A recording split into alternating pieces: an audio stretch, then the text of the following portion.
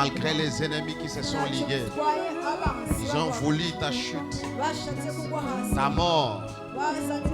Mais Dieu a été à tes côtés. Emmanuel a été à tes côtés. Sa promesse de ne jamais t'abandonner n'a jamais failli.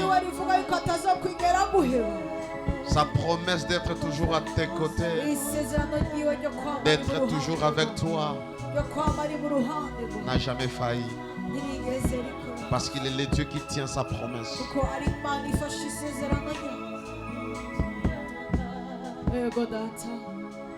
Karabashete Mareso Katalia Pahaz Zuki Talia Mandekos Katali.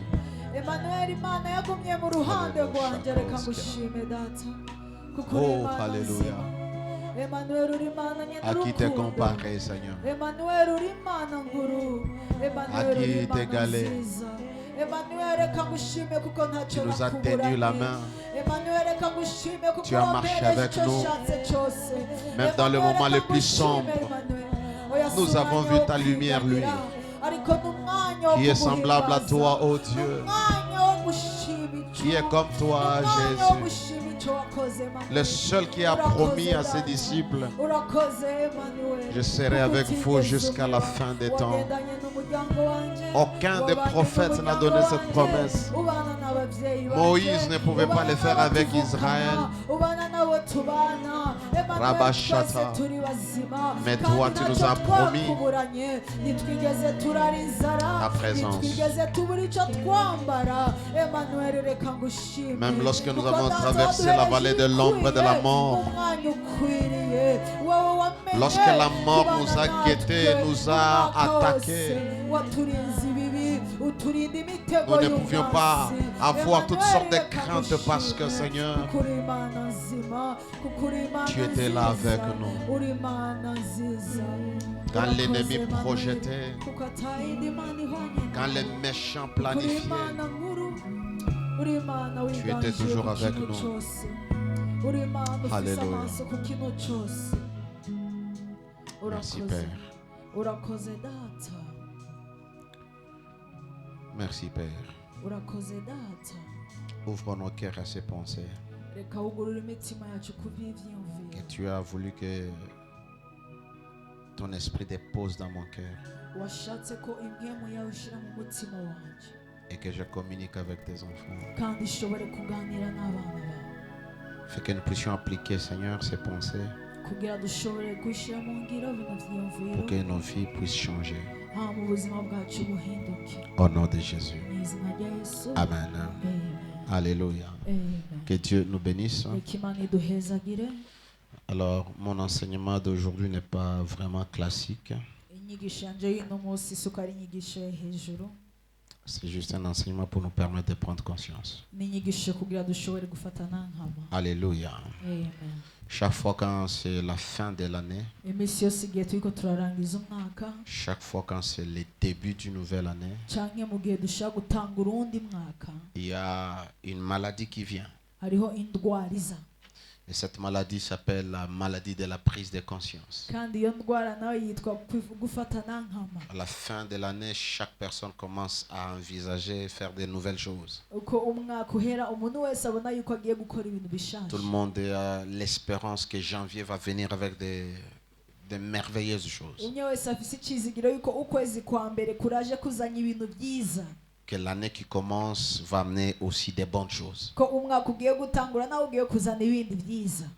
Je le dis toujours, je le répète, l'année n'amène rien. Alléluia. Amen. Chaque lundi, c'est chaque lundi. Ce qui fait la différence, c'est ce que vous faites chaque lundi, chaque mardi, jusqu'au dimanche. Ce que vous faites de janvier jusqu'à décembre. 2025 sera une année normale. 365 jours. N'est-ce pas? 365 jours. C'est le don que Dieu nous donne. Mais chacun de nous va décider si l'année sera bonne ou si la personne veut avancer. Ce n'est pas à Dieu de le faire. C'est à toi de le faire. Alléluia. Amen. C'est-à-dire l'année, peu importe les rêves que tu as déjà, maintenant tu as acheté un nouveau agenda, tu as écrit 2025, ça, c'est très bien. Mais si tu ne fais pas des choses, tu vas continuer à mener la même vie. Si tu ne changes pas les choses que tu faisais en 2024, tu auras le même résultat en 2025. Et ta vie sera en train de circuler. Ce sera un cycle des mêmes choses, les mêmes frustrations, les mêmes échecs. Alléluia. Amen. Quand Dieu nous dit cette année c'est l'année de la gloire de Dieu, il y a des choses que tu dois faire pour expérimenter la gloire de Dieu. La gloire ne veut pas venir seulement comme ça. Notre thème est intitulé La puissance de la résolution.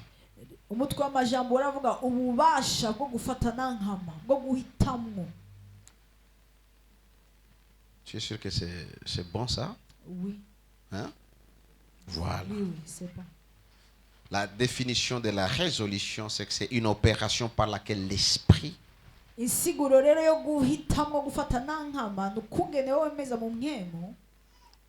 pas même l'esprit, mind.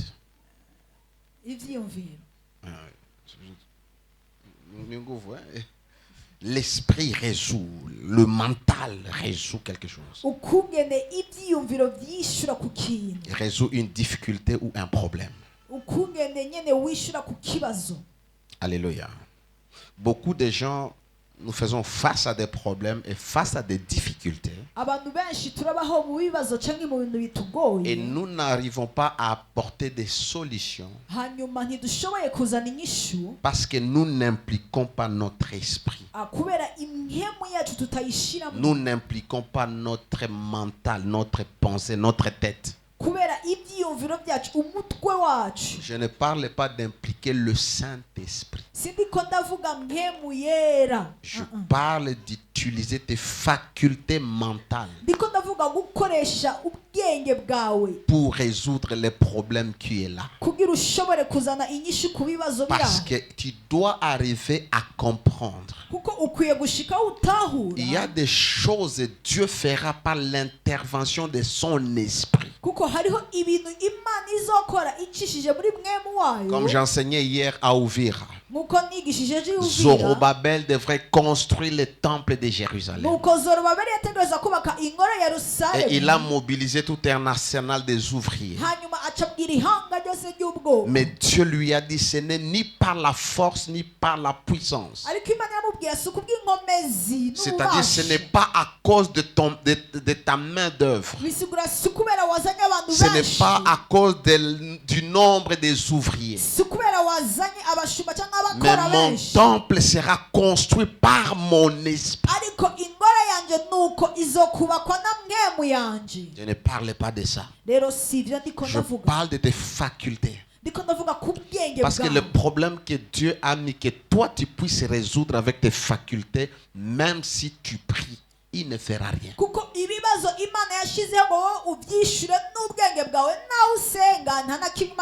Les chrétiens, nous devons être bien éduqués dans les choses de Dieu.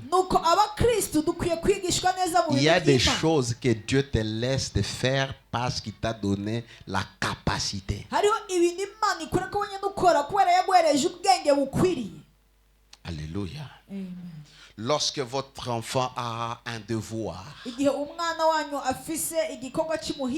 Quand j'étais étudiant ou élève, je n'aimais pas ces histoires qu'on appelait problèmes. Imagine, c'est-à-dire tu me mets déjà devant un problème. Et le problème, il faut chercher des solutions. Et le problème aide aux enfants de développer leur esprit. trouver des solutions par le raisonnement, par les facultés mentales. C'est ce que je suis en train de parler. La vie est remplie de problèmes. Et il y a certains problèmes, Dieu va les résoudre pour toi. Et il y a certains problèmes, tu dois les résoudre. Alléluia. Amen. Ce n'est pas la prière, c'est utiliser la tête. Alléluia. Autre définition.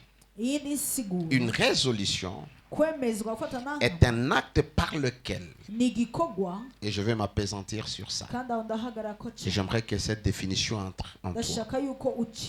Une résolution est un acte par lequel, après réflexion, on décide volontairement d'accomplir quelque chose.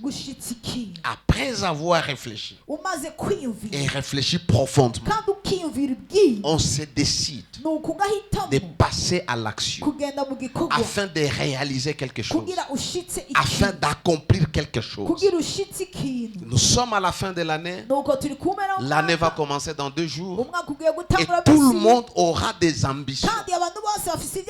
Tout le monde va vouloir réaliser des choses, atteindre des objectifs, qui est une bonne chose, mais sans avoir réfléchi, sans avoir résolu, décidé d'accomplir, tu ne feras rien. Et la définition n'est pas complète.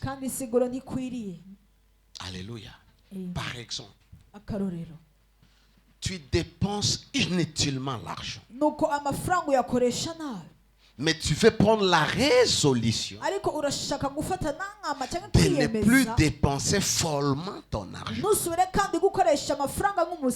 C'est une décision. Et on ne se réveille pas tout simplement le matin et se dire non, je ne veux plus dépenser. J'ai réalisé que j'ai beaucoup dépensé dans des choses inutiles. Maintenant je vais changer. Non. Si tu dis ça, tu vas refaire le même chose. Tu dois t'asseoir. Tu dois réfléchir. Tu dois réaliser.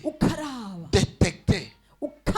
Qu'est-ce qui te consomme l'argent et qui n'est pas prioritaire, qui n'est pas important.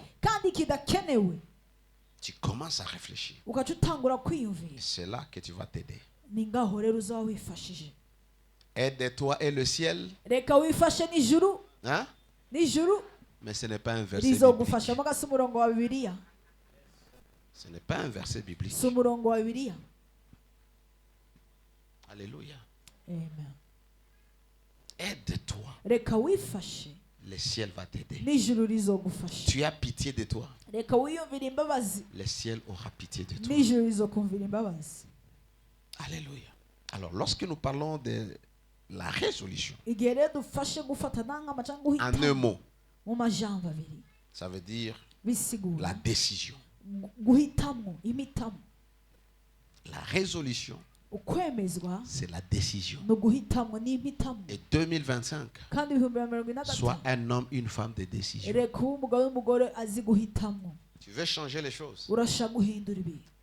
Apprends à prendre des décisions. Beaucoup de gens, leur vie ne peuvent jamais changer parce qu'ils ne peuvent jamais prendre des décisions. Tu sens que devant toi il y a la grandeur, mais tu t'accroches à un travail qui te rend esclave parce que tu as peur de l'inconnu. Tu dois apprendre à décider. Des fois il faut laisser et rester seul, aller réfléchir. C'est à la place de la réflexion que Dieu va t'inspirer. Cette année, décide. Il y a des gens, tu dois décider de les déconnecter de ta vie. Et même s'ils font les efforts pour te reconnecter avec toi, n'accepte pas.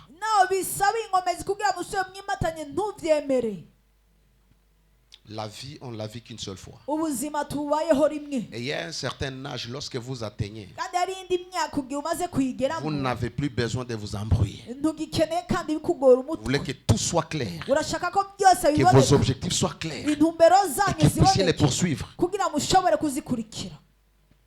Donc on n'a pas besoin de se trimballer avec les gens qui nous font perdre le temps, les gens qui nous alourdissent. abantu batuma turemerwa. Alléluia. Amen. Job chapitre 22, nuko yobu 22 verset 28. umurongo wa 28 La Bible dit, bibiliya iratubwira à tes résolutions ni kuki uzokwiyumvira répondra le succès. nuko uzoronkaho inyishu. Les décisions que tu vas prendre, imitamo zawe ugiye gufata, derrière tes décisions, inyuma y'imitamo il y a y'ingingo le zawe succès, il y a la réussite. hariho ukuroranirwa. Et ta route, et sur tes sentiers, kandi ku nzira zawe brillera la lumière. hazobaho umuco. Si tu arrives à prendre de bonnes décisions, niwafata ingingo nziza, ta route, ton futur est brillant. nuko kazoza kawe kazomurika. Ton futur kazoza kawe est brillant. nuko kazomurika. Tout ce que tu es aujourd'hui, ikintu cyose uri no munsi c'est les résultats de tes décisions. ni inyishu z'ingingo zawe, C'est les résultats de tes choix. ni inyishu y'ingingo zawe, impitamo zawe. Kwanza mwaka nakuya sipendi nisikie mtu ananiambia oh bachawi ba kwetu njoo uyu mwaka uje ngo singene mabwira abarozi biwacu viens me voir au bureau, viens me dire des idées. Ne viens pas me dire oh ni lota shangazi kwa nikimbiza, arrête-moi ça. ingo umbwire ibyumviro bya nubwe ngo narose shangazi ariko arangurikira rega hagarika. Je n'ai pas cette onction à chasser ta tante. Je n'en ai amavuta pas. yo kwirukana inasenge shangazi ntayo mfise. Viens me parler comment est-ce que ton intelligence est renouvelée. ingo umbwire ukunge n'ubwenge bwawe bwanagu. Parce que les chrétiens, nous pouvons rester dans les mêmes choses. abakristo dushobora kugwa muri bya bindi nyene. Ce n'est pas pour rien que nous avons eu 21 jours. Ce n'est pas pour rien que je t'ai enseigné les réalités des ténèbres. Et qu'est-ce que Christ a fait pour toi? si kubwo busa nakwigishije ubyimijima hama nico Kristo yakoze ku Je t'ai bwawe. parlé de ta nouvelle identité, de ta position et de tes possessions. C'est à toi de vivre ce que Jésus a fait. Tu le veux, tu acceptes. Tu ne veux pas, reste-toi lié dans les prisons. Nous ne sommes plus là-bas. nakubwiye karangamuntu kawe nicyo uri muri Kristo rero ushaka urabyemera udashaka ukaguma uboshe hariya. Dieu te dit, ce que tu vas entreprendre, ce que tu vas décider de faire, va réussir. Imana irakubwiye icyo ugiye gukora reka ugende uraranigwe. À tes résolutions va répondre le succès. kubyo ugiye gufata n'ingingo nuko uzoraranigwa. Oh, si je commence, ça va échouer. Ce n'est pas mon affaire. Dieu a dit ça va réussir. C'est-à-dire, mindset, que ça va réussir. ninatangura ngo bizohomba ibyo ni Ne sois pas un chrétien qui commence les choses avec la pensée que ça va échouer. ube umukristo atangura ikintu n'icyumviro yuko bigiye guhomba. Je vais commencer les affaires, ça ne va pas tenir. ngiye gutangura ibikorwa bica bihomba. Une année va passer. umwaka uzorenga. Et les jours passent pour l'éternité. Ne pense pas que ça va rentrer pour toi. ntibibaze yuko izogaruka ku bwawe.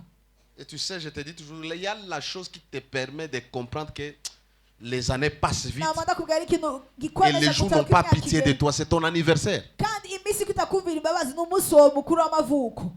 Il y a des gens qui auront 50 ans. hari abantu bazokwiza imyaka Même 50. si tu pries, naho usenga même si tu pries, naho usenga Tu jeûnes. ukisonzesha Seigneur, arrête d'abord. umwami hagarika urupfu. Les jours de ton anniversaire, umunsi w'amavuko wawe il va se pointer au rendez-vous. nuko kuzoza tu. reka kudutesha umwana. À tes résolutions kuki uzokwiyumvira répondra le succès. nuko uzoronka Et sur tes ukuroranirwa. sentiers, tes voies, kandi ku nzira zawe la lumière brillera. umuco ukayanga. La lumière ne peut briller umuco ushobora que dans la gukayanga vie d'une personne mu buzima bw'umuntu qui sait prendre les bonnes décisions. azi gufata imitamo nziza cyangwa ingingo nziza. Les bonnes décisions avec Dieu. imitamo nziza hamwe n'Imana. J'aime la version parole de vie. ndakunda ukungene parode bivuga. Dit ceci. iravuga ati Tout ce que tu décideras de faire. ikintu cyose uzohitamwo gukora. Vous savez ko kitu Mungu anakuambia kana assurance yoyote. murazi ari ikintu Imana ikubwira nyine ifise Et tu ubushizi n'as aucun bw'Imana. droit de douter. Tout ce que tu vas entreprendre de faire, tout ce que tu décideras de faire, ikintu cyose uzohitamwo gukora réussira. kizororanirwa. Et ta route sera bien éclairée. kandi inzira yawe izomurika neza. Quand tu as de bonnes résolutions, tu ne marches pas dans la confusion. Tu ne t'attends pas. igihe ufise ingingo nziza nugenda uriko urarondera iyo uja Tout est clair parce que tu sais tout ce que tu dois faire byose biraboneka kuko uzi icyo ugiye gukora pour avoir le succès, kugira ushobore pour avoir la kuroranirwa réussite. kugira ushobore kuroranirwa. N'est-ce pas, nous reste 2 jours? si uko dusigaje iminsi ibiri N'est-ce pas, nous reste 2 jours? si uko dusigaje iminsi Les ibiri 2 jours là, ino minsi ibiri ikala kunyumba, icare muhira unatembea sana. urazunguruka cyane Va demain ou le soir, va acheter un agenda. ku mugoroba gura agenda cyangwa ejo Hapana kuandika maprogramme, achète un apana bloc kwandika notes. urutonde andika agenda nini Commence à mettre les idées sur la utangure page. ushyira ibyiyumviro ku kayi Commence à écrire tes reka résolutions. utangure wandike ibyo Je vais wiyumvira faire, je vais faire, Ngiye je vais gukora, faire, je vais ndakora, faire. Par la ndakora, grâce de Dieu, ndakora. sois en prière. ku buntu bw'Imana ube mu masengesho Pour expérimenter les changements. kugira ushobore kubaho impinduka En 2025, mu bihumbi bibiri na mirongo ine na vous gatanu devez prendre des résolutions. mukwiye gufata impitamo Vous devez décider mukwiye gufata de changer ingingo certaines choses. kandi mugahindura ibintu bimwe bimwe D'aller de l'avant. mukagenda imbere Ce n'est pas seulement venir prier ici. si kuza gusenga gusa hano C'est vous-même vous asseoir avec ni vous-même mwebwe mukicara hamwe et namwe changer nyine les choses. mugahindura ibintu Le changement, uguhinduka la réussite, ukuroranirwa les succès ukuroranirwa n'est pas un fait du hasard. si ikintu kiza kugihama Les chrétiens, abakristo à Samuel va impact achana basedi. cyane cyane iyo muri impact reka ndabafashe Mungu sio mfumu. imana si umupfumu Je vous ai déjà dit, narababwiye la pauvreté ubukene ne finit pas ntibuhera avec la prière. biciye mu masengesho Tu ne viens pas prier à l'église pour que ntuza tu sois riche. gusenga mu rusengero kubwo urutunge Wewe unajua franga utaomba franga itatoka Wewe mbinguni. uzi Mimi kunasenga nakisinishaka. mafranga. Mimi naamini Mungu miujiza lakini Jewe chonaka nizerima. miracle money franga najaa ndani ya nyumba yangu. kubitangaza amafaranga akuzura mu nzu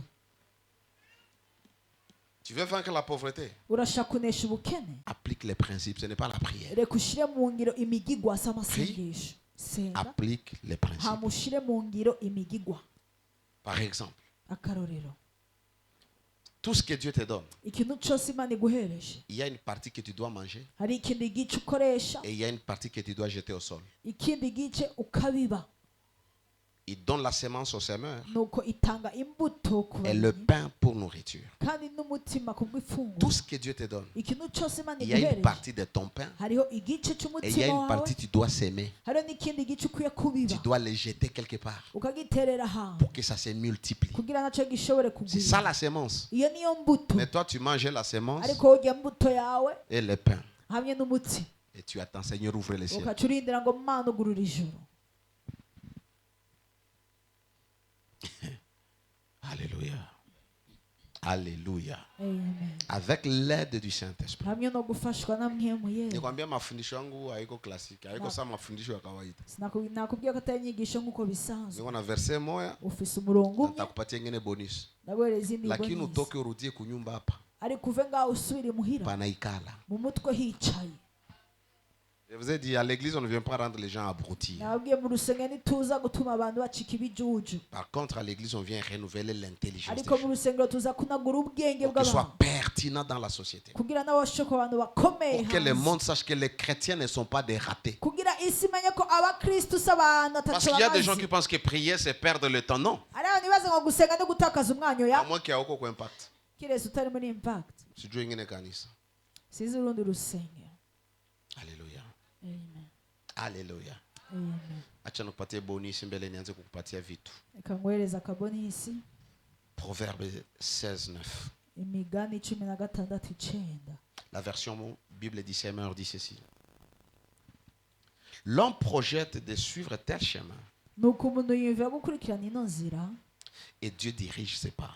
imana ikarongora intambuko ziwe C'est-à-dire tout ce que tu vas résoudre, tout ce que tu vas décider, ugiye guhitamo sois sûr que tu le fais avec Dieu, avec l'Esprit de Dieu. wizezwe ko bikoranye n'imwemu y'imana Et n'attends pas que le Saint-Esprit te dise il faut faire ça, ça. kandi nturindire mwemu yarakubwiye ngo kora iki n'iki n'iki Dieu vit en toi, imana ibaye muri wowe tu as les pensées de Dieu. ufise ibyiyumviro Mets vy'imana tes pensées sur les papiers reka ushire ibyiyumviro vyawe ku et va à la gipapuro place de la prière. hama ugende mu kibanza Ce qui n'est pas de c'amasengesho Dieu, ikitavuye tu kuba vas sentir, il uracumva faut les rayer. uca ugikuramo Et ce que Dieu veut, kandi icyo imana tu vas ishaka sentir en toi. naco Il faut uracumva l'accomplir. ugishitse Alléluia. Alors, avec l'aide de l'Esprit de Dieu, hamwe no gufashwa kwa mwemu w'Imana, fixe-toi des objectifs, reka ushireho intumbero, wihereze des intumbero. résolutions, Ku byo wowe ufata des nk'intumbero, décisions ku byo uhitamo sont des objectifs bicike intumbero à yawe, atteindre. intumbero ugiye gushitsa. Alléluia. Tu peux les écrire. Urashobora kuvyandika, Tu peux lire. Pourquoi tu urashobora écris? gusoma. Kubera iki wandika? Pour lire. Kugira usome, Et plus tu lis, kandi uko usoma plus tu les attires. nuko wongera uko urabikwega. J'étais sur mon poste Nari mu kibanza cane, et j'ai regardé hama ndiko ndaraba ce que le Seigneur me dirait. ico umwami ambwira, Et dit quelque part, kandi aravuga ahantu écris la prophétie. ati reka wandike Pourquoi ubuvugisho. je dois écrire la Kubera prophétie? iki nkwiye Mais kwandika je peux la ubuvugisho? garder dans mon esprit. Non? Ndashaka kubugumana mu On me nkera. prophétise que je Bamvugishijweho serai grand. ko nzoba umuntu Pourquoi ahambaye. l'écrire? Kubera iki Mais la kubyandika? Bible dit, Biratubarira, écris la prophétie. reka wandike Parce que tes ubuvugishwa. décisions Kubera sont tes kumitamo zawe propres prophéties. ni ubuvugishwa Des bwawe, choses que tu veux que ça s'accomplisse dans ibintu ta vie. ushaka ko bishika mu buzima Alors bwawe. écris tes Rero résolutions andika ibyo ufashe et mu gihe, lis-les hama couramment ubisome buri munsi, car elles marchent kuko buriko buragendagenda vers leur terme. bugenda bushika ku mpera. Le problème c'est que tu n'écris pas beaucoup. Ikibazo ni ukutandika cyane. Écris même des requêtes de prière. Reka wandike Apprends à n'ibitwara écrire tout. amasengesho, iga kwandika byose. Alléluia. Premier objectif Intumbero yawe ou le premier domaine où tu dois décider cyangwa ahantu hambere ukwiye gufata imitamo, de fixer des objectifs. kwihereza intumbero, C'est le domaine spirituel. ni mu kibanza kimwe, Ta vie avec Dieu. ubuzima bwawe hamwe n'Imana. Pas ta vie avec le pasteur. Apana ubuzima bwawe Pas ta n'umwungeri vie avec wawe, les prophètes. apana ubuzima bwawe n'umuvugishwa Pas wawe, ta vie avec ton mentor. apana ubuzima bwawe hamwe Pas n'umumanto ta vie wawe, avec ton père spirituel. apana ubuzima bwawe hamwe na data wo mu Ta bwenge, vie ubuzima bwawe avec Jésus. hamwe na Yesu, Te rappelant wibuka que Jésus revient ko bientôt. Yesu ariko aragaruka. Dis à celui qui est à côté de toi, Reka ubwire uri impande yawe, les jours avancent ndi minsi iriko iragenda et Jésus revient bientôt. kandi Yesu aragarutse. Qu'est-ce que tu dois planifier Ni igiki ukwiye gutegura par rapport bijanye à ta vie spirituelle? hamwe n'ubuzima Quelles sont bwawe les bw'imyenda? décisions que tu as à prendre nizaho imitamo ufise zo guhitamwo pour ta vie spirituelle, kubw'ubuzima bwawe ta bw'imyenda, croissance spirituelle? ugukura kwawe kw'imyemu. La croissance spirituelle, Ugukura kw'imyemu c'est la maturité ou c'est la marche vers la ressemblance de Christ. ni mu kugenda usa na Kristo, Et quand tu ressembles à Jésus, kandi igihe usa na tu le Yesu ressembles dans son caractère. nuko usa nawe muri kamere kiwe, Tu lui ressembles en manifestant les valeurs du royaume de usa Dieu. nawe ugaragaza indangagaciro z'ubwami, Tu manifestes l'amour. ugaragaza urukundo, L'amour véritable, pas l'amour sentimental que les gens ont. urukundo rw'ukuri, apana rwa rukundo rw'igumbagumba gusa abantu bafise, L'amour que tu dois donner, pas l'amour que tu dois recevoir. urukundo ukwiye gutanga, apana rwa rundi ushaka kwakira. Je veux que les gens m'aiment. Les gens ne m'aiment pas. Pourquoi tu cherches l'amour des gens? Toi, donne l'amour. Ndashaka abantu bankunda kuko urondera urukundo rwawe, nawe tanga urukundo. Après, Dieu n'est pas venu vers nous pour que nous puissions l'aimer. Il nous a aimés. Méchants que nous étions, pécheurs que nous étions, il nous a aimés. Imana niyaje kuri twe kugira tuyikunde, nuko yadukunze turi babi uko twari tumeze Maintenant, iradukunda. notre amour, c'est tout simplement la réponse. Rero ubu rero urukundo rwacu ni inyishu. Grandis dans l'amour. Reka ukure mu rukundo, Aime les gens sans condition. reka ukunde abantu Aime les gens atagisabwa, sans intérêt. reka ukunde abantu atacura Aime les kurarondera, gens sans les manipuler. reka ukunde abantu utari kurababesha, Aime les gens. reka ukunde abantu. C'est ce qui prouve que tu es chrétien. Nico kigaragaza ko uri umukristo. Aime les gens. Reka ukunde abantu, Aime les frères et sœurs. reka ukunde abo muvuga, Aime les membres de ta famille. reka ukunde abo mu muryango iwanyu, Aime tout le monde. reka ukunde abantu Aime tes bose, voisins. reka ukunde ababanyi bawe.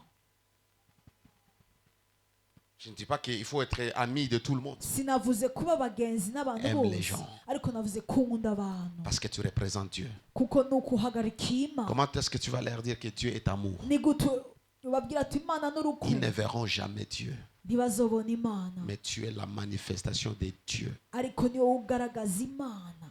Ils doivent voir Dieu en toi. Bakwiye kubona Imana muri wowe. Marche dans la joie. Reka ugendere mu munezero.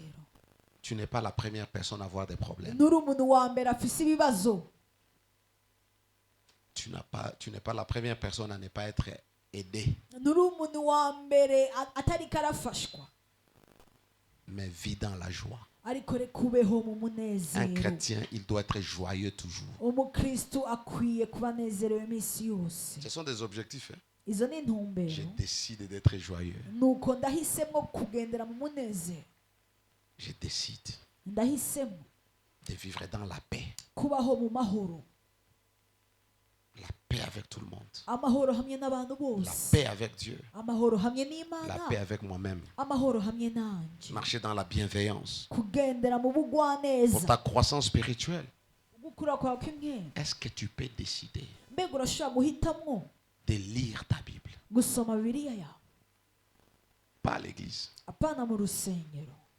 Tu décides. Ugahitamwo. Pourquoi beaucoup de chrétiens ne sont pas efficaces? Parce qu'ils sont vides de la parole. Kubera iki abakristo bose badakomera kubera nta jambo Ils bafise. ne lisent pas la Bible. Ntibazi gusoma Ils Bibiliya. souffrent. Kandi bakagorwa.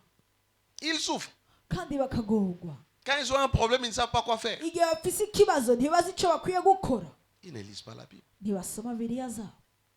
Investis dans ta vie spirituelle. Reka rero ushore mu buzima bwawe bw'impwemu. Lis la Bible tous les jours. Reka usome Bibiliya buri munsi. Je ne parle pas de lire en famille. Sindi ko ndavuga On gusoma va mu y arriver. muryango. Lis la Bible pour toi-même. Wewe soma Bibiliya ku bwawe kwanza. Ça te donne la sagesse. Biguhereza ubwenge. Ça t'apprend le savoir-vivre. Nuko bikwigisha uko ukwiye kubaho. Ça te communique les valeurs divines.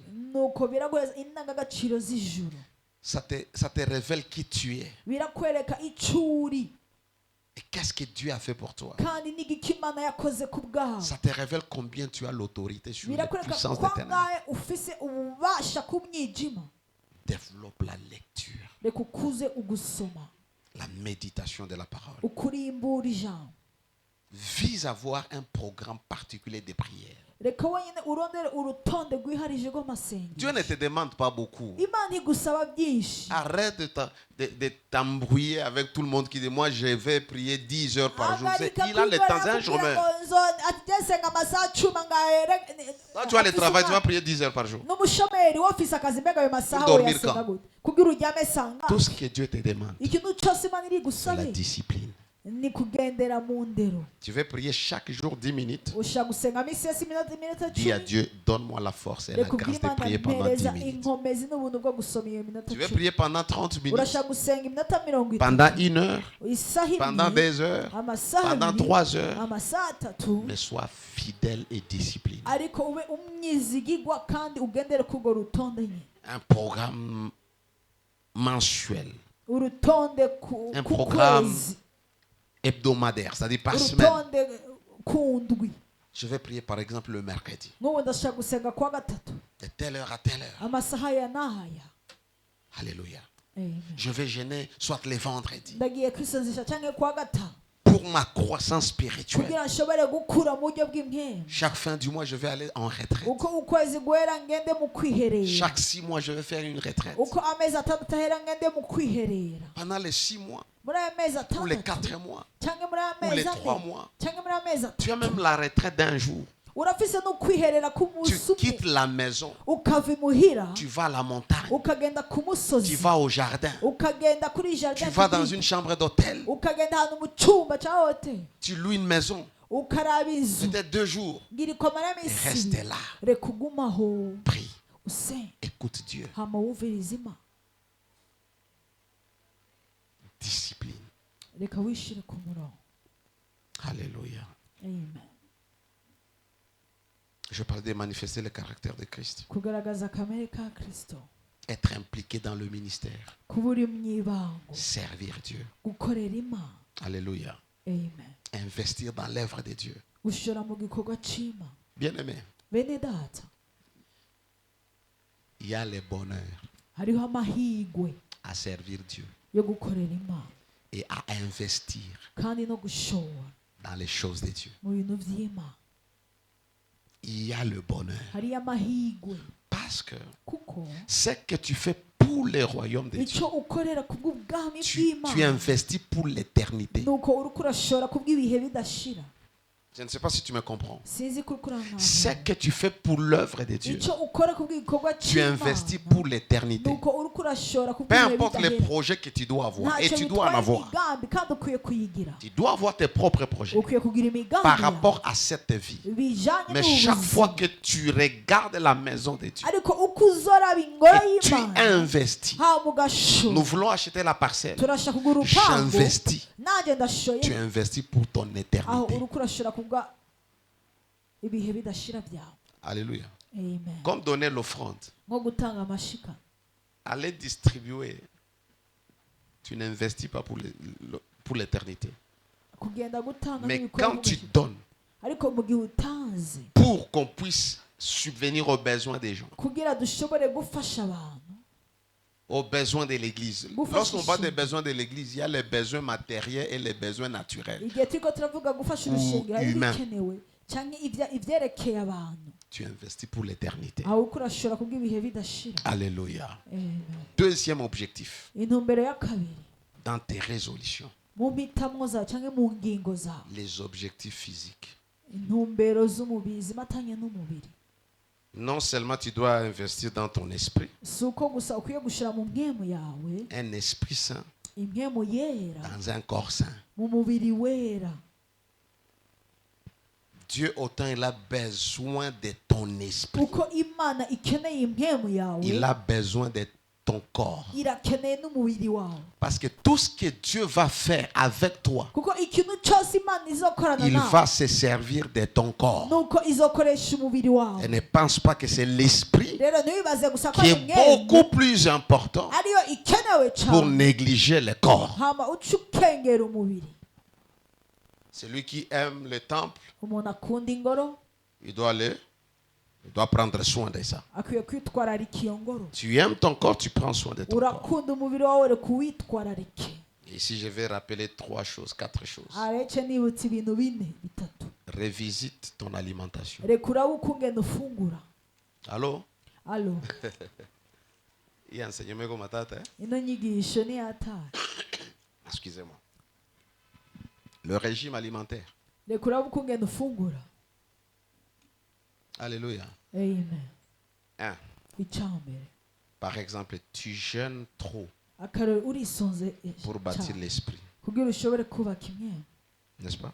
siko Normalement, quand tu jeûnes, tu ne bâtis pas l'esprit. mu gihe wisonzesha no kurubaka imyenda Quand tu jeûnes, igihe wisonzesheje tu ne bâtis pas l'esprit. nuba uri kurubaka imyenda Tu anéantis la chair.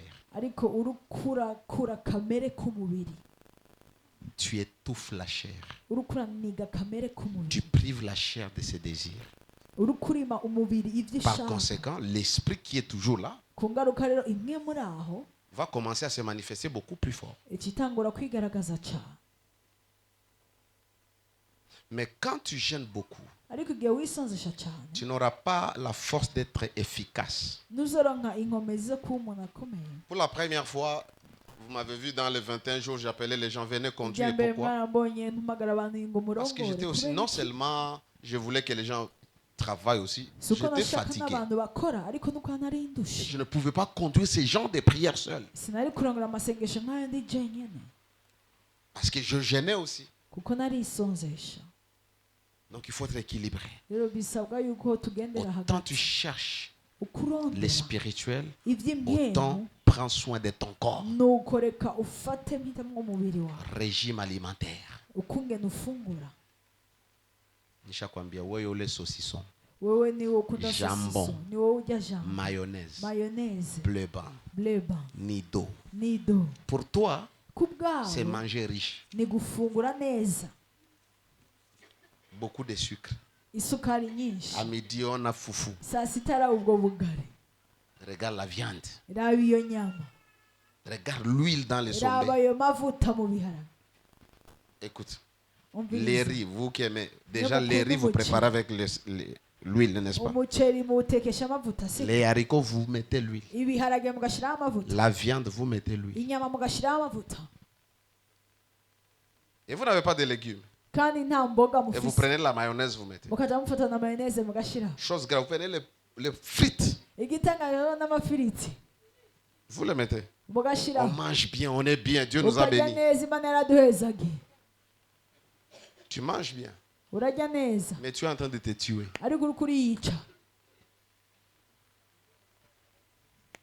Papa, c'est vrai ou c'est faux? Papa, nibyo canke sibyo? Tulizania tunakia mwe kanisa leo tutambia kwenda mbinguni. Tuja mu rusengero tugiye kuja mu ijuru. Mbele uende mbinguni lazima mwili wako umfanyie Mungu kazi sana. Nuko n'umubiri wakwiye gukorera Imana kazi. Le sucre que toi tu prends. Isukari wowe ufata. Et après tout ça, regarde ce que tu as. Kandi nyuma y'ibyo byose raba icyo ufise. Orange, le gros là. Orange nyene ninya. Des histoires très colorantes. Ibintu birimo isukari nyinshi. Et tout ça dans ton corps. Kandi ivyo bintu byose mu mubiri wawe. Après 4 ans, inyuma y'imisi ine tu as des problèmes de santé. ukagira ibibazo by'amagara. Toute maladie indwara yose n'a pas commencé le jour où tu te sens mal. Niyahereye umunsi wiyumvise nabi. Toute maladie indwara yose a commencé avant. yahereye mbere. Mange bio. Reka urye ibintu byiza. Bio. Viens, mange les choses qui viennent de la terre. Reka urye ibintu bivuye mu murima. Alléluia. Évite trop de sucre. Reka wirinde isukari Trop de nyinshi. sel. Umunyu mwinshi. Njoo ukiomba hata saa mrefu Wowe usenze n'umwanya muremure. unachoka sana. Ubwo nyene ucuruha. Jua nini? Kubera iki? Mwili wako Umubiri wawe hauna kapasite ya kukamata resistance. ntufise ububasha bwo gukomera. Hauna energie. Nta energy ufise. Inatusaidia hii Biradufasha cyane. Ego Imana beza kile. Évite trop de graisse. reka wirinde amavuta menshi. C'est la discipline. Et les mamans, aidez les papas. Kandi n'abamama mufasha abapapa. Ok? Tout c'est dit. Surtout vous qui aimez les épices. Cyane cyane nyewe mukunda ibirungo. Faites les sports. Reka mugire imyimenyerezo.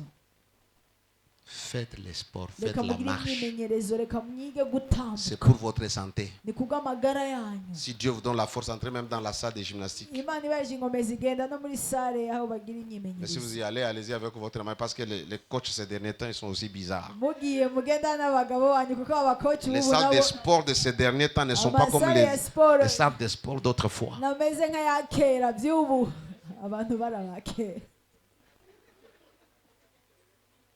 Allez-y avec votre mari le Reka soir, mugenda cherchez n'umugabo, quelque part où il y a la piscine, allez mugenda faire la na natation. piscine, Faites genda ça mwoge. 2-3 fois par semaine. kabiri gatatu mu ndwi.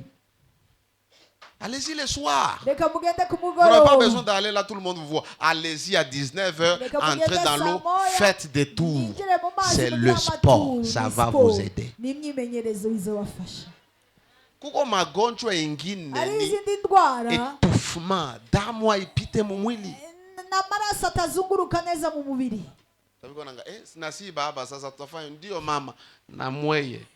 Tafuta jogging, Mama ngo natwe tafuta tuzongera, makechi, rondera magharibi piga 1-2, avni yako Umugoroba, zunguruka, rudia kunyumba. amugaruka imuhira. Yasho ikutoke. Yasho ibanzi kuveko. Alléluia. Beaucoup de gens meurent vite Abantu benshi bapfa n'ingoga parce que leur système ne fonctionne plus. kubera imigigwa yabo itagikora neza. Faites les sports. Reka mugire imimenyerezo. Alléluia. Amen. Faites les sports. Reka mugire imyimenyerezo. Wewe ni kukula tu, We ni kutembeza kurya gari, gusa, kukala. gutwara umuduga, kwicara. Il faut aussi les repos. Bisabwa no kuruhuka. Il faut se reposer. Bisabwa kuruhuka. Mie nilikuwa nishasema hivi. Jena navuze uku. Hii mwaka inakuya. Uyu mwaka uje Siandiki pain quotidien. sinzokwandika pain quotidien. Nipumuzike. Nduhuke. Allô? Allo. J'ai écrit pour janvier. Naranditse ku kwezi kwa mbere. Mais naweza kuiacha kabisa. Ariko ndashaka guhagarika. Nipumuzike juu. Nduhuke kuko Parce que le pain quotidien, ça n'a rien à voir avec l'argent. pain quotidien ntaho bihuriye n'amafaranga. Déjà, nous imprimons 40 copies. kwanza dusohora amakopi 40. Vous comprenez? 40 copies. Donc 6 copies. Je les récupère déjà. Et les restes, on les met ici. Mais jusqu'à maintenant, de ces 30 quelques copies, il y en a. C'est-à-dire, ça n'a rien à voir avec chercher l'argent dans le pain quotidien. Et en plus, on a fait sortir les premiers pains quotidiens en 2022, n'est-ce pas? À 5 000 francs. La photocopie coûtait combien en 2022? 100 francs. Aujourd'hui, la photocopie coûte combien? 300 francs. C'est-à-dire une page, c'est 600 francs. Nous avons déjà plus de 10-12 pages à l'intérieur. C'est dans les 700 francs. Plus la couverture, c'est dans les 8000 francs. Mais moi, je le donne à 5000. C'est que si comme soit là, il y a francs. Sasa nishukue natoa kitu kenya wewe peke yake kikufalie kitu. Zile mafundisho zangu zote nitazikondensa inakuwa ni kitabu. Izo nyigisho zishahani abayichiki gitabu. Juna mimi nipumzikisha akili. Kugira naje nduhutse ubwenge. Les nerfs. Amanere. Ça chauffe quand on réfléchit beaucoup. Nayone arakigiye twiyumviriye cyane. Il faut beaucoup de repos. Bisaka kuruhuka cyane. Se reposer. Kuruhuka. Unaenda unalala kabisa. Funga simu. Neza ugara telefone. Lala. Uryame. Pumuzika. Ruhuka. Acha kuwaza. Reka kuguma wiyumvira. Relaxer. Reka wirekure. Pas te divertir. Apana gusamara. Pas la distraction qui t'amène loin de Dieu. Tu peux être avec les enfants là. Tu joues les jeux vidéo. Tu joues au foot. Munaenda natembea na watoto wako mnapiga marche. Riez. Objectif mental. Résolution mentale. Spirituelle. Physique, mental, renouvellement de l'intelligence. Pour te permettre de renouveler ton intelligence, il faut la parole de Dieu. Tu lis la parole pour qu'elle renouvelle ton intelligence. Mais il y a ce qu'on appelle la transformation mentale. Ça vient par la formation. Ne te borne pas seulement. Ouais, depuis ulijuaka kama utakuwa pasteur wewe ni kwa kanisa tu. Ni kukala kubantu na kufundisha. Ni kuichara kunere tukakwigisha. Uza vitabu. Lekugura ibitabo. Il y a des formations, va suivre des formations. Ari ama formation gendo yakurikire. Tu connais un domaine, tu es appelé à ce domaine. Tafuta vitabu binasema juu ile domaine. Ndondera ibitabo biko bivuga kubera aho hano wahamagariwe. Auto-forme-toi. Reka wiyigishe. Fais des lectures. Mais en rapport avec ton appel et le but de ta vie. Imagine tout ça, les métaux précieux, les minéraux. Pasteur, ni kona besoin. Ita huyu ndo anayua vile. Je pasteur iki hamagaruye ni wabizi. Atakwambia ma terme technique hii ndio wanataka hivi. Arakugiriba yituku. Nous niambie tu kutoka Bible moi njoo inaitwa parole de vie. Jengo haso se Biblia inaitwa parole de vie. Iko na commentaire ambazo nitatafuta. Ifise commentaire ziza aho chandondera. Alléluia. Alléluia. Éduque-toi, augmente la connaissance, augmente l'intelligence. Ne sois pas borné. Fais des formations. Leo tuko monde yenye ukieshua na eshua unaweka kama watu wanapata franga tu mujinga. Analamka tu anauza telefone yake anatia mega yake anafungula konte TikTok anafanya mabetize na anapiga la. Wewe na masomo yote na akili zako zote zinaikala. Uko nalia umaskini na kosa ya kufanya. Wewe n'ubwenge bwa n'amashuko y'ubukene urabuzicukuye gukora. Alléluia. Tu peux créer des contenus qui éduquent, qui édifient. Na utakuwa napiga la. Mais forme-toi. Cherche à te former dans ton domaine. Quatrième objectif, résolution. Quatrième résolution. Résolution familiale. Avant toute chose, cherchons les saluts des membres de nos familles. ikintu cyose reka turondere agakiza kabone mu miryango iwacu. Pendant les décisions que tu dois prendre, Mu mpitamo ukwiye gufata cherche que les membres de ta famille reka urondere yuko abantu bo mu muryango wawe connaissent Jésus. nabone bamenya La Yesu. Bible dit, Biratubarira celui qui aura honte de moi devant les hommes, uzonyumvire imbere j'aurai y'abantu honte de lui nuko nanjye nzokumva devant mon isoni Père. imbere ya data wa. Tes parents ne connaissent pas le Seigneur. ababyeyi ba ntibazi Tes umwami, petits frères ne connaissent pas le abo Seigneur. muvukana ntibazi Tes umwami, petites soeurs ne connaissent pas le Seigneur. batonywa ntibazi umwami. Tes enfants, pendant que nous sommes à abana bawe l'église, mu gihe twe turi mu rusengero et ils sont là-bas à la maison, et tu ne sais même pas ce qu'ils sont bo en train bari de faire. muhira ntuzi nicyo bariko barakora, Tu penses que tu es en train de les aider. ukibaza ngo uriko urabafasha. Mets la pression, tout le monde dans les véhicules, on va à l'église. reka babwire bose mu muduga tugende mu rusengero, On va à l'église. tugende mu On termine, on rusengero. rentre, suivez vos dessins animés. Mais Turangiza quand c'est gutaha, l'heure de l'église, tout ariko le monde umwanya à mu l'église. rusengero twese mu rusengero Tu es en train d'aider tes enfants. uriko urafasha abana bawe. Imagine, toi, Imagine. maman pasteur, maman Oui, maman intercesseuse, pasteur, toi, maman intercesseuse. sociale, tous les jours tu es à l'église. mama sosial misi yose uri mu rusengero, Et pas, hama ubwo nyine tes enfants vont se retrouver en enfer. abana bawe bakaca bisanga Comment ikuzimu. tu vas te sentir devant Dieu? mbega uzokwiyumva gute imbere y'Imana? Comment est-ce que tu vas dire à Dieu que tu avais l'amour? ni gute uzobwira Imana ko wari ufise urukundo? Tu es ici, papa. uri ngaha papa, Ta femme ne connaît pas le Seigneur. umugore wawe ntazi Tu es ici, Imana. maman. uri ngaha mama, Ton mari ne connaît pas le Seigneur. umugabo wawe ntazi Imana, Et tu penses que tu l'aimes ukibaza ngo uramukunda parce qu'il te fait des enfants, kubera ngo aguhereze abana, parce qu'il te donne l'argent, kubera aguhereze amafaranga, parce qu'il t'amène par-ci, par-là, kubera gutwara hariya no hariya, parce qu'il t'a honoré. kubera yaguhereze Le icumi. vrai amour, urukundo c'est lorsque tu nyarwo montres la voie de ni Christ. igihe wereka inzira ya Kristo. Un jour, il ne peut plus être là. umunsi umwe Un ashobora jour, kuba tu atabaye. ne seras plus là. umunsi umwe si Mais uzoba, au moins son âme ariko umushaha we est garantie à entrer dans l'éternité. ni ukuzoba wemeje kwinjira mu gihe kidashira. Et je ne sais pas quel démon. Sinzi dayimoni Quand il yahe. est question des membres de nos familles, c'est comme s'il y a un démon qui est assis sur nous. Igihe hageze On mu ne muryango, peut pas parler des choses de Dieu. ni uko umenga Parlons hariho d'autre idayimoni chose. yicaye muri twebwe, tuvuge Soyons iby'Imana, romantiques, parlons de la tuvuge romance. tuvuge by'urukundo, Et pas dire, tu sais que Jésus t'aime. ariko ntuvuge mbega urazi ko Yesu Je ne sais pas si on vous agukunda. a donné quelque chose que je vous ai envoyé le dimanche ici. Sinzi ko wahereje Les jours de ikibazo Noël. iki, umunsi wa Noel. Où est-ce que tu partiras ni hehe uzogenda après ta mort? inyuma y'urupfu rwawe? Où est-ce que ton mari ira après sa mort? ni hehe umugabo azogenda Et la inyuma mort n'a pas y'urupfu? de rendez-vous. Hein? kandi urupfu La mort ne te dit pas je viens en ntirusezera. 2027. ni ukubwira ngo ndaje mu 2027. Peut venir à n'importe quel temps. rushobora kuza umwanya uwo ari wo wose. Peut venir même à la seconde qui suit. urashobora kuza mu masegonda akurikira. Personne n'est maître de son souffle. nta muntu n'umwe aganza Même moi qui vous parle. nanjye ndiko ndababwira, Je ne sais pas quand est-ce que je vais partir. sinzi iryari ndiko ndagenda, Mais une chose est sûre. ariko icyo nemezwa ni kimwe, Je suis encore là. ndacyaraha,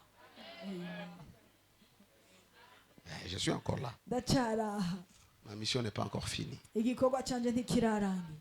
Mais pensez toujours à cela. ariko muzokwame Le mubyiyumvira, vrai amour, urukundo nyarwo c'est lorsque vous deux. ihemye babiri. Et une chose qui montre que Dieu est dans votre maison, kandi ikigaragara ko Imana iri mu nzu yayo, c'est lorsque deux fois ni mu gihe rimwe rimwe vous vous mettez ensemble mugenda hamwe et vous invoquez le même Dieu. mugahamagara Imana imwe, Pas parce qu'il y a un combat, apana kubera hari parce qu'il y a la indwara, pression, apana kubera hari parce que ikibahama, vous aimez Dieu. ariko kubera mukunda Imana. Alléluia. Amen. Ah, ah. Qui t'a dit de distribuer? Il va le faire après. Les gens n'étaient pas ici l'autre jour. On ne vous a pas donné? Quand on vous a donné, c'est ça, c'est pour vous aider à savoir où est-ce que vous allez partir mumenye aho muzaba muriko muraja après votre mort, nimwapfa, après la mort de votre femme, inyuma y'urupfu rw'umugore wawe, après la mort de votre mari, inyuma y'urupfu rw'umugabo wawe, après la mort de votre enfant. inyuma y'urupfu rw'umwana wawe. Où est-ce qu'ils iront? mbega bazogenda he? Tu peux bien les acheter les choses, urashaka kubagurira ibintu, ego bien les acheter les habits. ego ukabagurira impuzu. Nimuoneshe bibi yangu kama nampenda. ndamwereka umugore wanje ko ndamukunda. Mwile mavuguvugu yote nilikuwa nayo, j'étais conscient qu'il y avait une vie sécurisée après la mort. naremejwe yuko hariho ubuzima bubiswe inyuma y'urupfu. Quand elle avait la grossesse de Johanna, il kandi igihe yatwara imbanyi ya Johanna faut que tu ndamubwira crois au Seigneur Jésus. reka wizere umwami Yesu. Oh, je vais croire. ngo Crois yego ngiye maintenant. kwizera Seigneur Jésus, Seigneur Jésus. umwami Yesu, umwami Je te Yesu. reçois. Quand arrivé, je te reçois. Ndakwakiriye.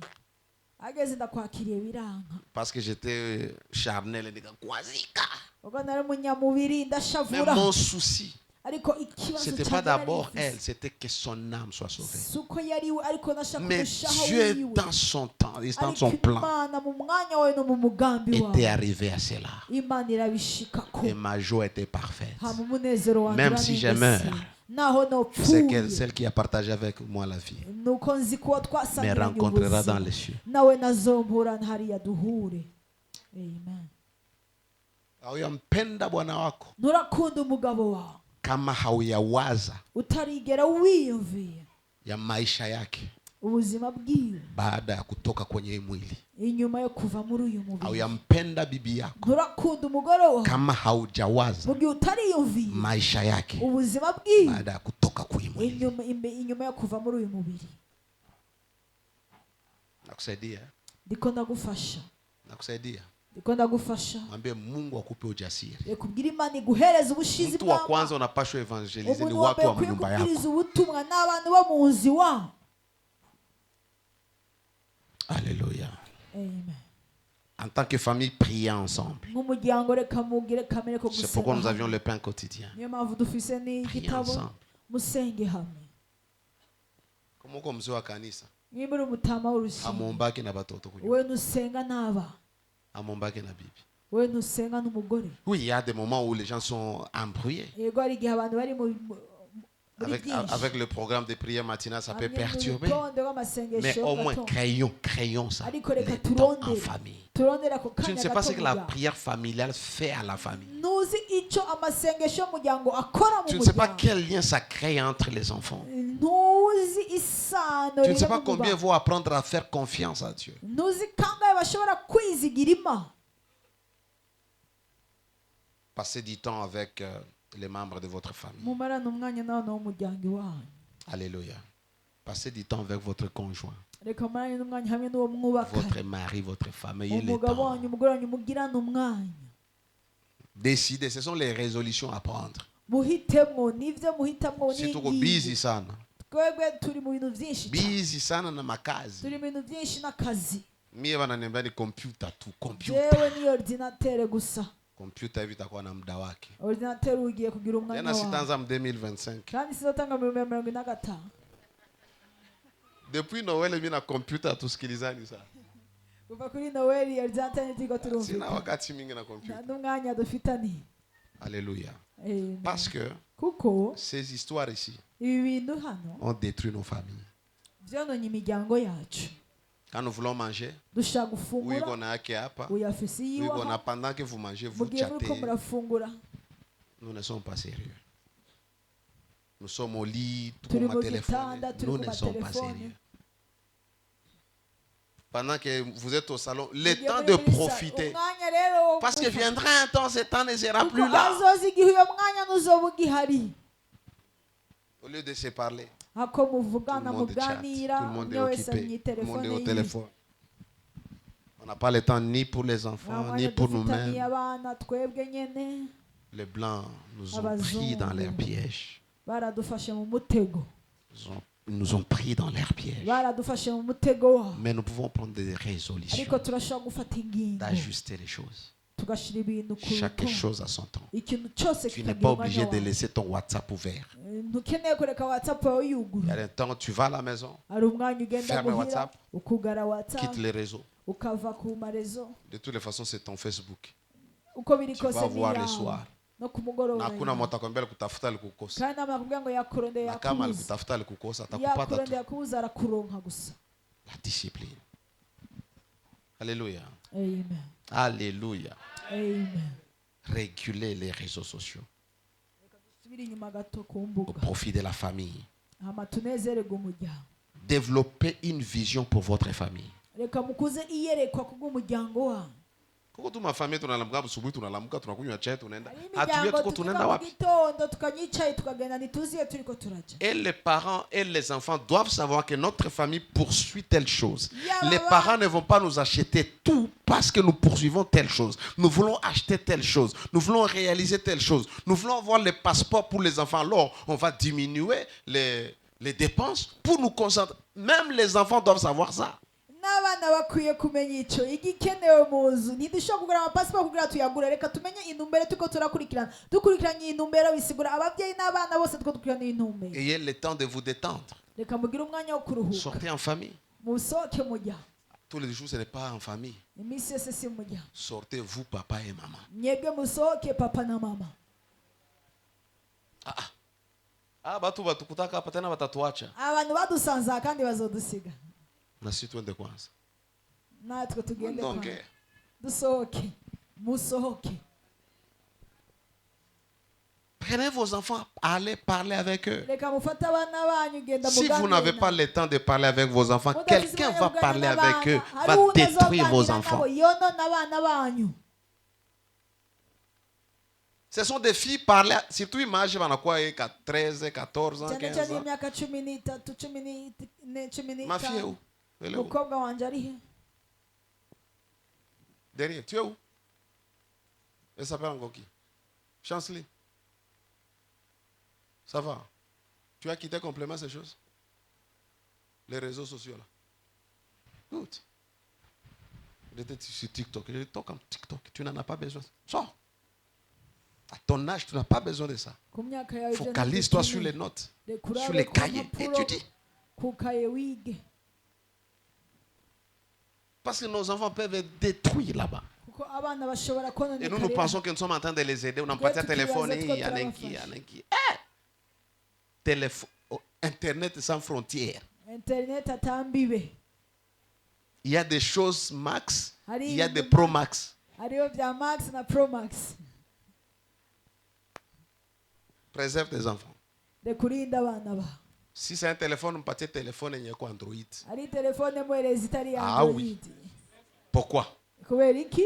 Tu lui donnes le téléphone pourquoi? Umweje telefone N'est-ce kubera pas pour iki? l'appeler? Si kugira umuhamagara, Pour savoir où est-ce qu'elle est? kugira umenya aho Est-ce uri. qu'elle a fini l'école? Mbe yajeje Simple. ishuri, biroroshe. Pourquoi on a Android? Est-ce Pourquoi que vous savez que Android? beaucoup de blancs n'utilisent pas les Android? Mbe murazi ko abazungu benshi badakoresha Android. Mais quand on a ma 3310, parce qu'il il est une distraction. Na kikuwa na Android ni kama Kandi afise Android. outil de travail. Ni igikoresho Mais yetu ni cy'akazi, outil de distraction. ariko twe ni igikoresho cyo gusamara. Ayez le temps en famille avec Reka vos mugire enfants. umwanya n'umuryango Prends ton mwawe. fils aîné, Fata umuhungu mets-toi wawe wa assis. mbere mwicarike, déploie-toi. hama wishire muri we. Prends ta fille, Reka ufate umukobwa wawe, déploie-toi. hanyuma wirekure muri we. Papa, déploie-toi dans ta fille. Papa reka wirekure mu mukobwa wawe. Maman, déploie-toi dans ta fille. Na mama wirekure mu mukobwa wawe. Déploie dans tes enfants, tes garçons. Mu bana bawe, mu bahungu bawe. Sawa.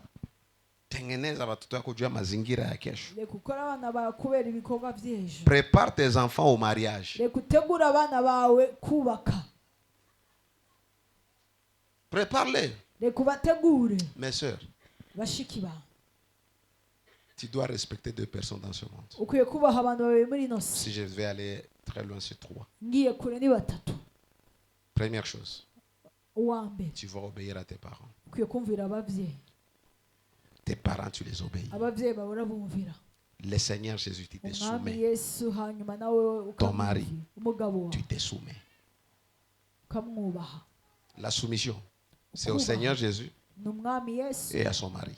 n'umugabo Et la wawe. Bible dit soumettez-vous. Bibiliya tuvuga ngo reka mwubahe. Soyez soumis à vos maris Mu abantu bubasha Comme- abagabo banyu. comme l'Église est soumise. soyez soumises à vos maris comme l'Église. c'est-à-dire Dieu te compare. Isigura Imana igura. Il compare ton mari comme ton Seigneur. Imana yishanya umugabo wawe nk'umwami. Vous savez ça? Ibyo murabizi. Ton mari devant Umugabo Dieu, wawe imbere il est y'Imana ton Seigneur. ni umwami umwami wawe. Pas le Seigneur qui est mort pour toi. Dieu l'a établi Seigneur. Ariko Imana yamushizeho nk'umwami. Submission.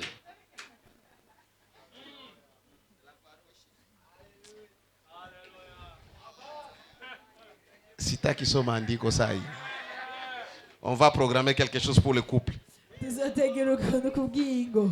Et on nous dit, Marie, aimez vos femmes comme Christ a aimé. Nk'uko Kristo yakunze ishengero.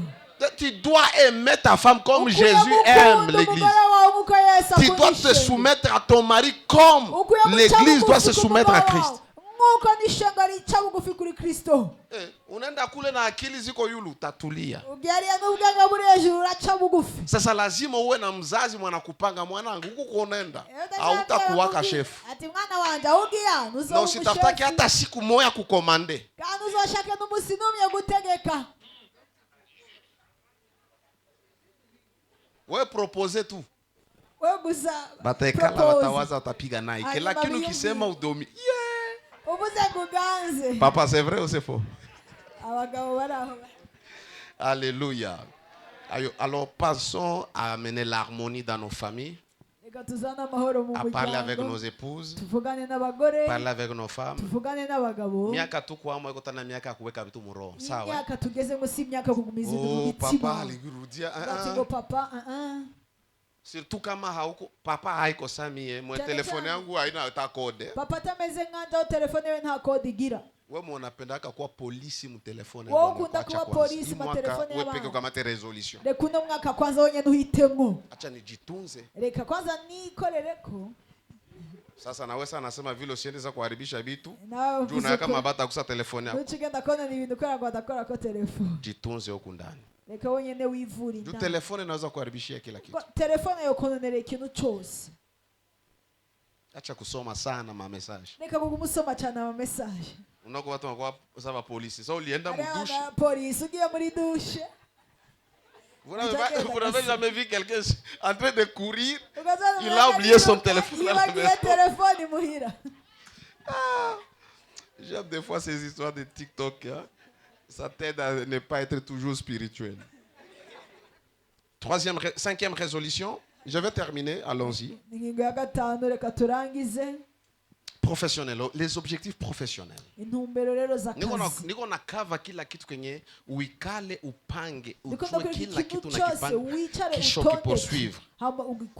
Alors il faut travailler. Il faut rendre service. Il faut de la productivité. Pas n'importe tout monde a productivité. Accroissez vos capacités professionnelles. Des vertus comme l'intégrité, la loyauté. Alléluia. J'ai parlé du travail. Marco est travailleur. Ku professionnel acha nikale na pa ku ministère. Unajua ni Mungu akwake na kubariki. Juu hauyakamata kazi ya Mungu. Kama ni kazi. Unako watu vile? Anamtumikia Mungu lakini iko sana ni extra. Ningukumengo arahamba. Iko sana ni kilaka. Umengo ni kiraka. Unasikia? Ni extra. Umengo ni kiraka. Iko na makazi akanako kataingiza tu. Afise ubuzigiwe. Et Dieu ne peut pas te bénir comme ça. Kandi Imana ni guhezagira uko. Imagine ilikuwa Uvira. Ibaza nari Uvira. Nilivuka jana. Ejo nagiye Uvira. Nilitumika. Ndakora. Tulirudia. Christian a dormi, je ne sais pas si à 1h du matin ou 2h du matin. Christian sinzi nyimba yaryamye sangapi. Parce qu'il devait mettre en ordre les histoires. Demain on est ici. Tunakuya turaja. Manu militaire. Vite. Turaza twihuta. Directement il vient ici. Ubwo nyene acaza. Arrangé. Pendant que moi je m'apprête encore, les lives commencent. Live iratangura. Njo kazi yake. Niko kazi kiwe. Est-ce que ton entreprise a recommencé? Bega entreprise yaratangura. Est-ce que uko nalala njala? Ukuryamiza. Basha kufukuza kunyumba. Barakwirukanye muhira. Nakulipa kapa. Moranda kuriha. Allô? Mais Dieu, c'est qu'il a des responsabilités. C'est qu'il a... Mais parce que quand il vient travailler, Et il s'arrange que tout se passe bien. kandi akareba ko byose bigenda neza Les cœurs umutima dans ce que tu fais. mucyo uri kurakora. Je m'imagine. niyo mpamvu ugenda mu gitondo Naingia kabisa mu ascenseur. ndabona ko ninjiye muri Mpaka mu yasanse bureau. gushika mu biro Niko napokea watu. ndiko ndakira abantu Na mimi natoka pale nafunga naye. nanjye nkavaho Na nkagiye Mungu anajua nilienda ukazi. kandi imana ikamenya ko ngiye ku kazi Kisha ananilipa. kandi imana ikandiha Travail.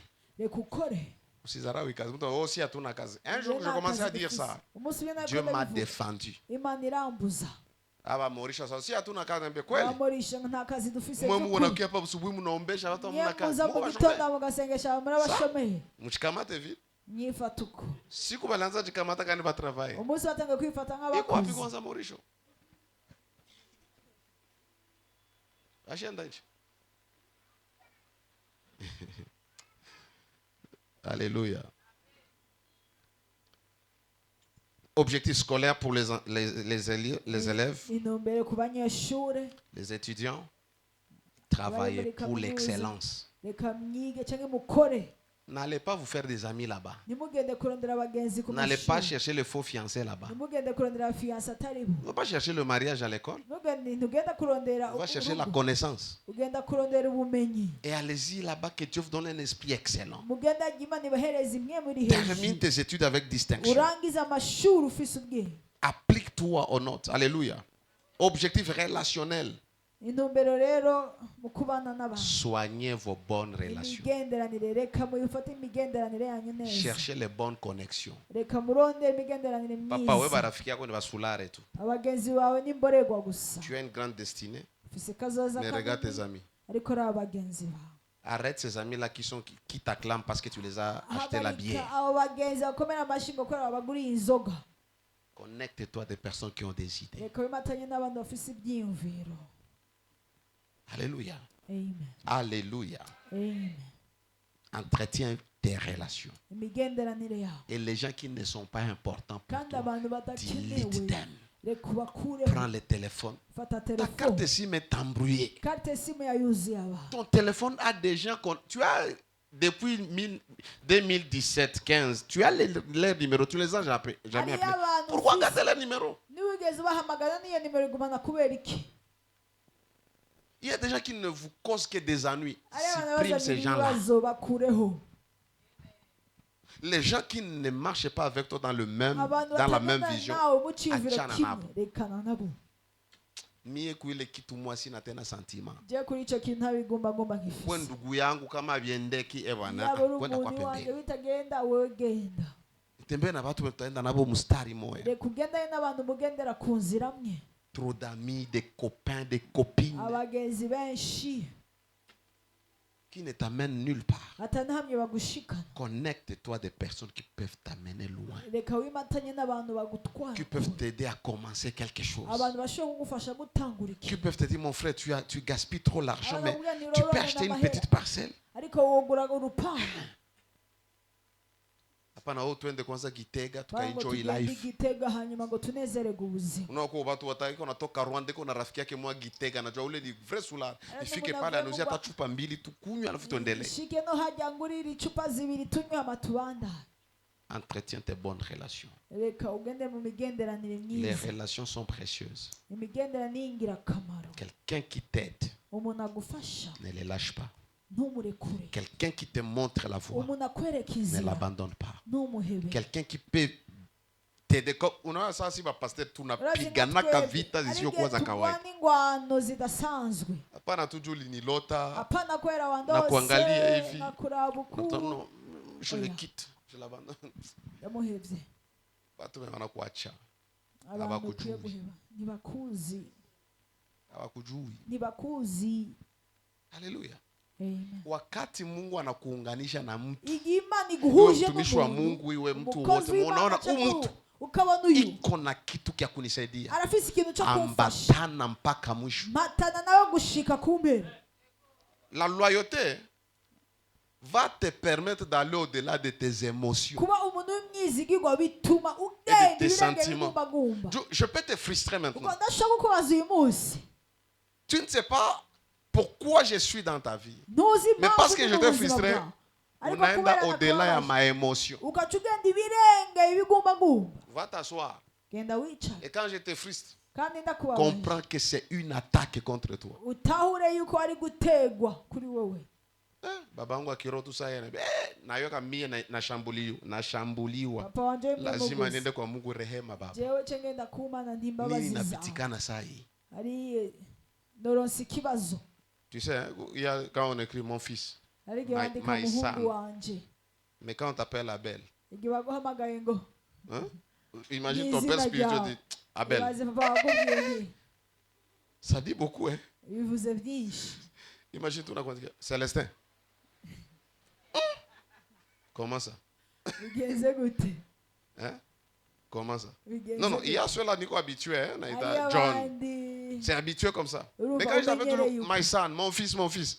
Kisha leo tu nasikia nakwambia. Célestin. Je vous appelle normalement papa Célestin. Mais est-ce qu'on a Célestin, c'est pas kuko jambo.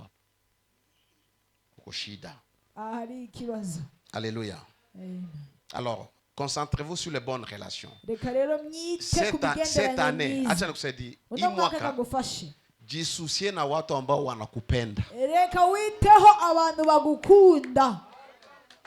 Usijambruye na benye bakutaki. Niwivurugwa De n'abatagukeneye. toutes les façons, tout le monde ne t'aimera pas. Nuko bose ntibazogukunda noneho. Même quand je prêche là. N'igihe ndiko ndabwiriza, Kuko mwenye ko unaona tu atoke aende. hariho ndakavuga nti naveho agende. Si atoka. Sivaho. Mwisho utanipenda tu. Kumbe rurankunda. C'est vrai, c'est faux. Nibyo sibyo.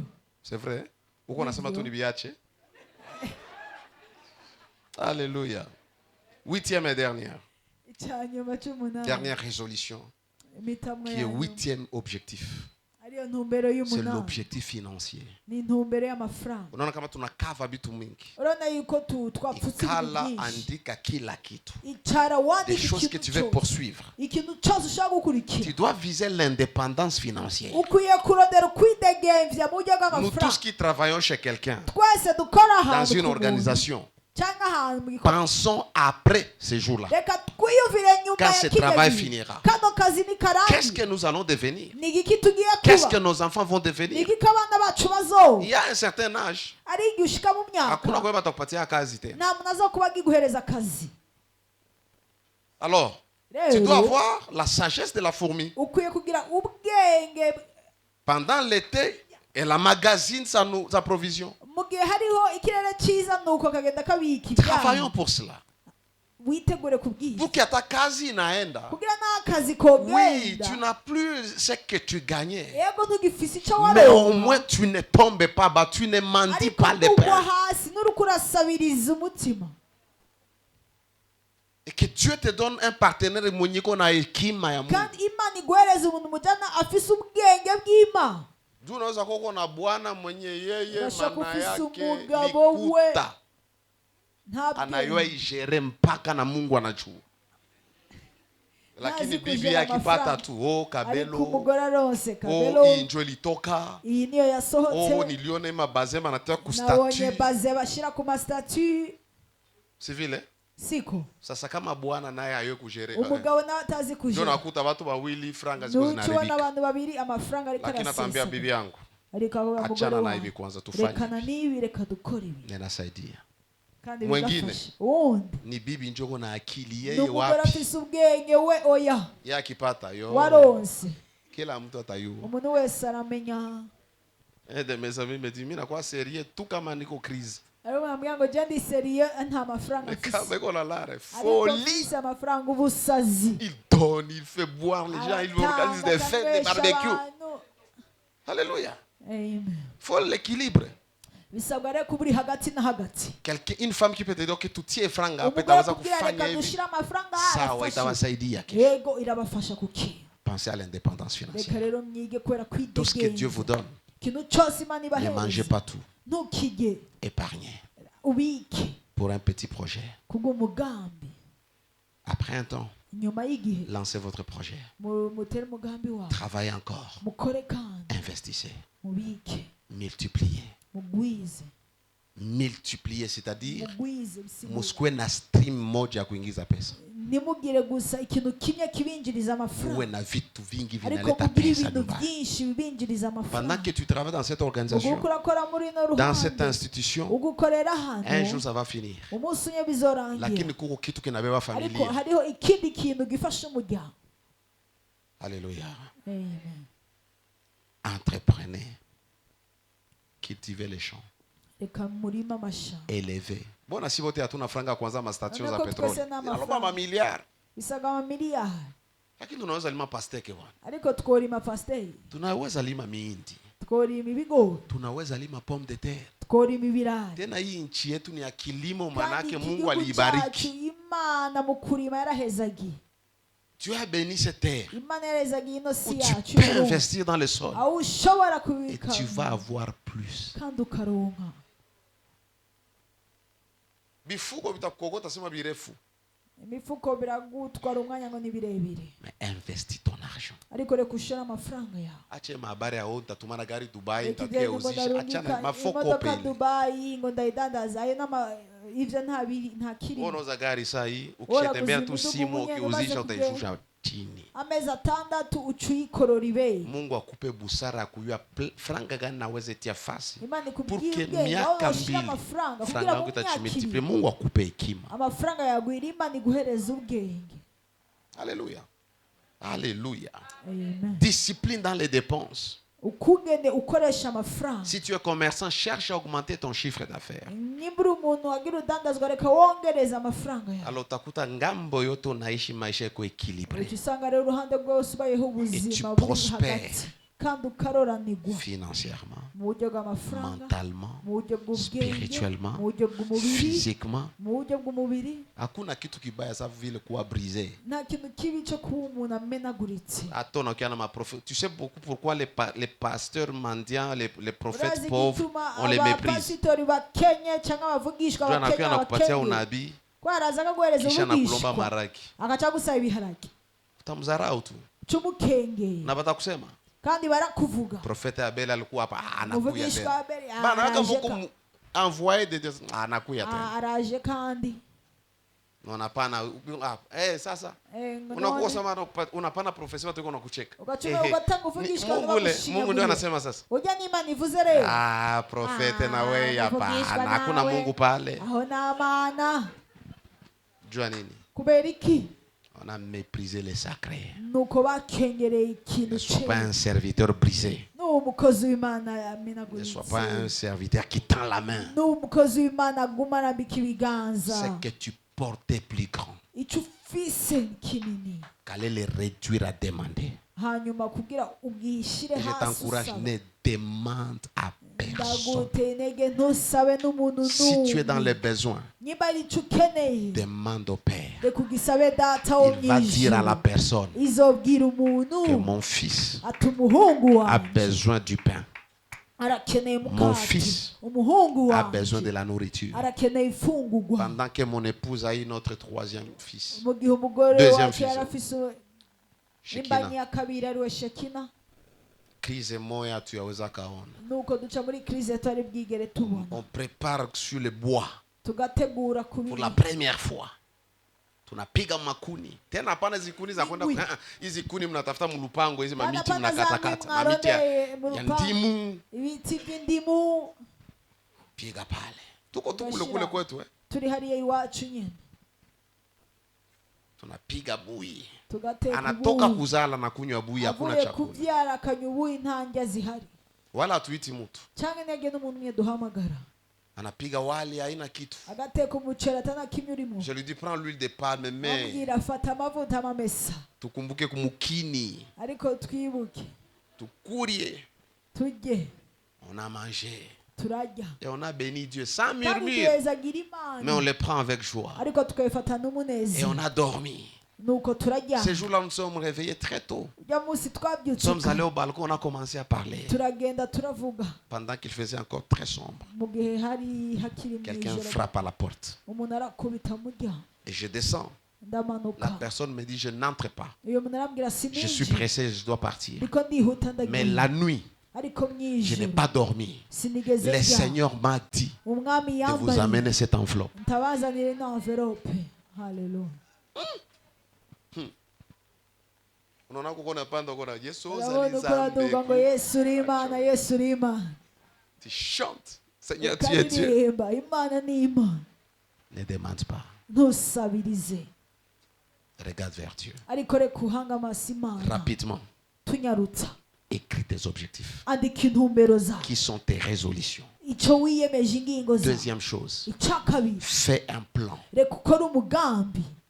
Hapa ndio nakusaidia. Vile vyote nilikuwa nakwambia. ibyo nakonda kubwira ubu renda Fais gufasha. un plan. reka ukore umugambi, Kwa na picha reka ugire ya igicapo vitu ambavyo unaenda kuvifanya. cy'ikintu ugiye gukora. Kitu ya tatu, icya gatatu, tia stratégie. reka ushireho ukungene ugiye Stratégie kubikora, ndio schéma inzira enye utapitia inzira ugiye gucamo, a court terme.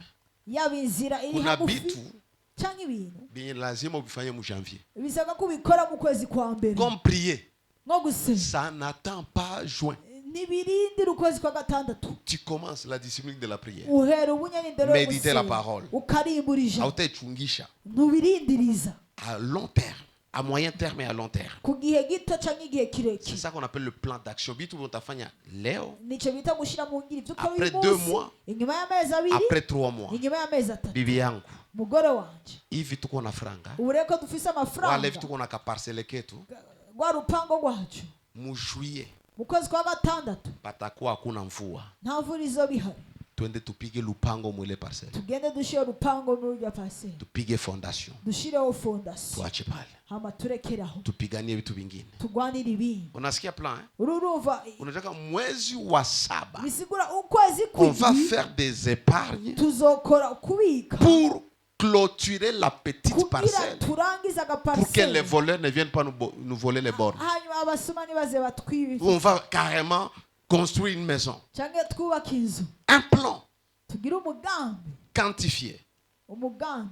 Ça, c'est la stratégie. Quatrième chose. icya kabiri, Objectif, plan, stratégie. intumbero, Travaille pour atteindre vos résolutions. ukore kugira ushitse ku cyo wiyemeje. Travaillez pour ça. reka mukore kubwiye. Oh, je vais commencer à prier. ndashaka gutangura Je vais gusenga, commencer à chercher l'onction. ndashaka gutangura kurondera amavuta. Il n'est pas question de je vais commencer. si uko ngiye gutangura, Il faut le faire. ariko tangura Il bikore, faut travailler. bisabwa gukora. Pour les sports, kwenda musale, kubwimenyerezo lipa genda un muri mois, sale, fanya riha sport. ukwezi kumwe gira iyo siporo. Tena la kulipa ni ya mzuri juu utaona franga. Kandi igiye kula n'izizo, Mais ya urabona kulamuka amafaranga mzungu napiga mu quartier. ariko ijya kuvuga Tenda mu kesho. gitondo ugenda mu ikaritsiye n'ejo azogenda. Travailler pour atteindre vos objectifs. ukore kugira ushitse intumbero zawe. Dernière chose, icanyuma, prier. senga. On a ce qui? C'est-à-dire, il faut commencer par la prière, sigura utanga urusenga, il faut terminer par la prière. urangiza usenga. Tu planifies avec Dieu dans la prière. tegura hamwe n'Imana w'amasengesho, Tu travailles ugakora et tu soutiens tes résolutions par la prière. kandi ukemeza ibyo wiyemeza biciye mu Que le masengesho. Seigneur te bénisse. Imana iguhezagire. Alléluia. Amen. Hii ndio kado naweza kupatia hii mwaka aka niko niyo mpera no guhereza ili uno tuone vitu mwaka vyetu vibadilike. kugira tubone ibintu byacu Il n'est pas bihinduka. question seulement de prier. si gusenga gusa, Planifie, tegura, travaille, kora, prie. senga. Njoo Ukristo. ubwo nibwo bukristo, Hapana ya kuya tu tupige ngoma hapa hivi. fana bya bindi ngo Pardon. turirimba dusenguya. Tunataka kanisa turashaka rino watu shenge wakwe timamu hapa, abantu bahagarare mu bwenge, wakwe timamu hapa, bahagarare mu mufuko, wakwe timamu hapa. kandi bahagarare no mu Na mutima kiroho kila kitu no sawa. mu mwemwe, ikintu cyose C'est comme ça que nous serons gituma une église efficace. cyo dukora ishengero. Que Dieu vous bénisse, Imana que ibahezagire, Dieu vous garde. Imana ibarinde. Je prie que l'esprit de sagesse vous soit accordé, ndasenza imwe mu y'ubwenge afin que ibaheze, tout ce que nous avons vu, kugira ikintu cyose puissiez rentrer à la twabonye maison, nitwataha puissiez imuhira vous asseoir mwicara et travailler sur votre vie. hama mukorere ku buzima bwawe. Mon fils, tu dois t'asseoir. Mungu wanje ukwiye kwicara. Ça fait presque 3 ans. Cye imyaka 3 Tu es comme ça. uri uko. Tu essaies ça. Tu essaies ça. C'est le temps. Tu es venu à la source. Ne rentre pas d'abord. Reste là, réfléchis. N'est-ce pas? Réfléchis. Parce que là où tu dois aller, tu dois prospérer, tu dois réussir. Si les choses ne marchent pas, rentre, mets-toi assis, réfléchis. Pour que Dieu te donne l'inspiration de savoir qu'est-ce qu'il faut faire kureishi. Sino tutakuwa napitia wakati yetu yote, miaka yote napita tuko tunazunguruka kutafuta maisha. Maisha hii lazima uikale, unaipangilia afu na poursuivre. Que Dieu nous bénisse. Alléluia. Alors nous allons donner notre offrande. Les 31, c'est après demain. Tu as déjà eu le papier?